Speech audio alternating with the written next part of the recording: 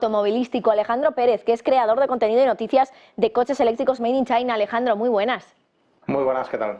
Bueno, pues parece que China contraataca. Hablábamos la semana pasada, nos decías, por ejemplo, que esperabas que incluso ese contraataque fuera a ir más bien por el precio, pero ahora las automovilísticas están pidiendo que, claro, que también se haga lo propio, ¿no?, con los coches que llegan de Europa. ¿Cómo ves tú esta? De momento no es una decisión, es simplemente una petición de las automovilísticas al gobierno. ¿Cómo lo ves de momento?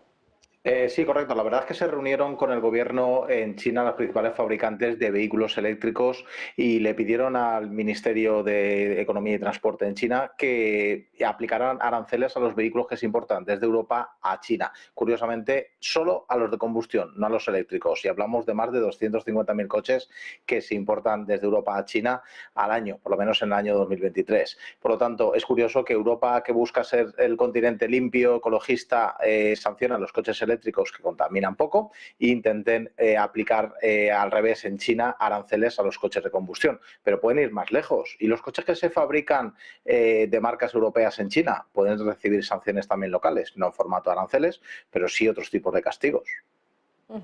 La pregunta es si el gobierno puede hacerles caso, ¿no?, a las automovilísticas. No sé si tendría motivos, quiero decir, como para, obviamente, llevar a cabo medidas de represalia tiene, pero no sé si le conviene.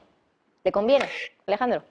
Yo creo que convendrá según la presión que hagan los fabricantes. ¿Por qué? Porque el mensaje ecologista está muy calado en la sociedad china. Es un mensaje en el cual asumen que si no puedes comprar un coche con motor de combustión en ciudades como Shanghai o Beijing, ¿por qué vamos a permitir que fabricantes de otros países, otras regiones del mundo, que encima sancionan nuestros coches ecológicos, puedan vender coches en nuestro país? Entonces, si la opinión pública se suma a ese carro, sí, yo creo que el gobierno aplicará esos aranceles, se dice en principio a partir de septiembre. Yo creo que todo esto es también una medida de negociación de aquí al mes de julio, al 4 de julio, que es la fecha prevista para aplicar en teoría los aranceles desde Europa a los fabricantes chinos. Así que yo creo que es un poco un tira y una afloja entre China y Europa a nivel de aranceles para llegar a un término medio de acuerdo entre todas las partes.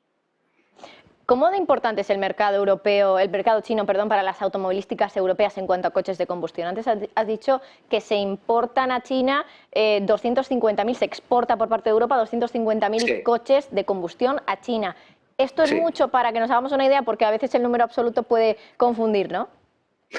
No es tanto que las políticas propias de China durante las últimas décadas ha sido que los fabricantes europeos construyeran fábricas allí. Tenemos fábricas conjuntas del grupo Stellantis, de Renault, de BMW, de Mercedes, de casi todos los fabricantes europeos tienen fábricas conjuntas allí. Por lo tanto, no se exporta tanto como se exportaba, pero también porque la necesidad de los fabricantes europeos era producir coches baratos y, por lo tanto, prefieren hacer la joint venture y fabricarlos allí mismo y no tener que exportarlos. ¿Puede hacer daño? Hombre, pues todo puede hacer daño. 250.000 coches tampoco es un mercado excesivamente grande, pero recordamos que es el volumen aproximadamente que MG vendió en Europa en el año 2023. Por lo tanto, ya puede haber algún fabricante ahí que sufra. Nada en comparación, yo creo, con lo que nos anunciaron de los aranceles a productos alimenticios derivados del cerdo, que eso sí que estamos hablando de 1.200 millones de euros aproximadamente en exportaciones anuales desde España directamente a China, y que también sería un buen pico a sumar a esto, y todavía no hemos visto el final de esta carrera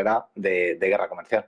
Efectivamente, por ahí va mi siguiente pregunta, ¿no? Un poco, ¿qué va a pasar ahora? Porque decías, ya no solo los coches de combustión de Europa, es también el mercado también bueno, la industria de carne de cerdo que exportamos, perdón, desde Europa a China mucho, sobre todo desde España. Parece que al final una cuestión que han sido la subida de aranceles a los coches eléctricos puede acabar provocando medidas de represalia en más de una industria, claramente. Todavía no hay nada confirmado, lo que decías antes, ¿no? Parece que estos son medidas también para negociar algo antes de que se apliquen ya los aranceles. Pero, ¿hasta dónde crees que puede llegar esta guerra arancelaria o guerra comercial entre Europa y China? ¿Y cómo puede acabar afectando a Europa? Porque China también es un socio comercial importante y, sobre todo, también entiendo en la industria automovilística.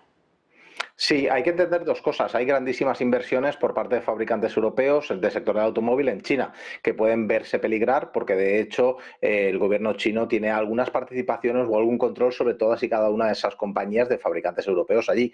Pero puede ir incluso mucho más lejos. China ya nos demostró durante la pandemia que son capaces de vivir un año cerrados consumiendo sus propios productos, sin exportar y sin salir, digamos, de su mercado interno.